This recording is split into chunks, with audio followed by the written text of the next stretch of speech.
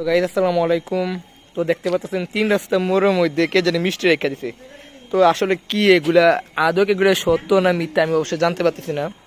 এই হলো আমাদের তিন রাস্তা মোড়। এটা একটা রাস্তা মোড়, এটা একটা রাস্তা মোড়, আর এটা হলো একটা রাস্তা মোড়। সো এখানে তিনটা মিষ্টি রেখে দিছে তিন রাস্তা মোড়ে।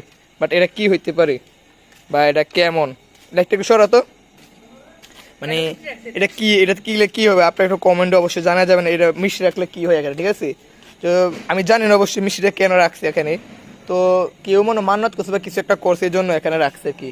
তোমরা হয়তো দেখছো না কিছু কি মিষ্টি নেই এগুলো, কে রাখছে এগুলা?